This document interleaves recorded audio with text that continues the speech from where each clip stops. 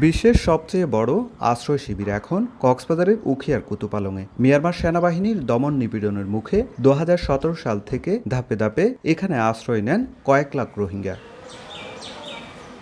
উখিয়া ও টেকনাফের ৩৩টি ক্যাম্পে বর্তমানে বসবাস করছে ১৪ লাখেরও বেশি রোহিঙ্গা। সংকুচিত পাহাড়ি জমি আর অনিশ্চিত ভবিষ্যতের মাঝেই বছরের পর বছর কেটে যাচ্ছে তাদের। বাংলাদেশ সরকার একাধিকবার প্রত্যাবাসনের উদ্যোগ নিলেও নিরাপত্তা ও নাগরিকত্বের অনিশ্চয়তায় তা সফল হয়নি। তবে নতুন সরকার দায়িত্ব নেওয়ার পর আশ্রিতদের মাঝে জেগেছে আশার আলো। তাদের প্রত্যাশা, নাগরিকত্ব, নিরাপত্তা ও অধিকার নিশ্চিত করে শীঘ্রই ফিরতে পারবেন নিজ দেশে। আমাদের একটা সিটিজেনশিপ রাইটস, আমাদের রিকগনিশন, আমাদের সেলফ ডিটারমিনেশন যেটা আছে, এটার উপরে আমাদের একটা সাস্টেইনেবল রিপার্টিশন হবে বলে আমরা সরকারের কাছ থেকে আমরা আশা করতেছি। আরো যাতে আরো দেশের মধ্যে মাদারল্যান্ডের মধ্যে তাড়াতাড়ি যাতে কি ফেরত আশা করতে পারি, মানে আরো যেদিন ডিগনিটি রাইট আছে বেগুলো যাতে আর আবার ফেরত দেয় পারি আর আশা করি।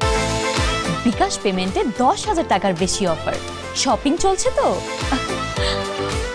বিশেষজ্ঞরা বলছেন, প্রত্যাবাসন প্রক্রিয়াকে দিন দিন কঠিন করে তুলছে মিয়ানমারের অভ্যন্তরীণ সংঘাত। আন্তর্জাতিক চাপ বাড়িয়ে কূটনৈতিক তৎপরতায় জোর তাদের। ব্যবস্থাপনার জায়গাটা সেখানে আন্তর্জাতিক মহল কিভাবে সহায়তা করতে পারে এবং একটা সম্মিলিত জায়গায় চিন্তা করা। এখানে শুধুমাত্র বাংলাদেশের ভেতরে যে সংস্থারা কাজ করছে বা এখানে যারা বর্তমান রয়েছে তারা না, তার বাইরেও যদি চিন্তা করা এবং রাজনৈতিকভাবে সমাধানের ক্ষেত্রে এটার একটা দীর্ঘস্থায়িত্বের জায়গায় যাওয়া। অন্যদিকে শরণার্থী ত্রাণ ও প্রত্যাবাসন কমিশন বলছে, প্রত্যাবাসন ইস্যুতে ইতিবাচক অগ্রগতি অর্জনে কাজ করছে নতুন সরকার।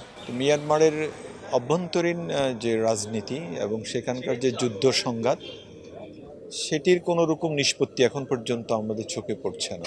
আশা আর শঙ্কার দোলাচলে দিন কাটছে রোহিঙ্গাদের। তবে নতুন সরকারের উদ্যোগে কতটা কার্যকর হয় সেদিকেই তাকিয়ে সবাই। সুজাউদ্দিন রুবেল, সময় সংবাদ, কক্সবাজার।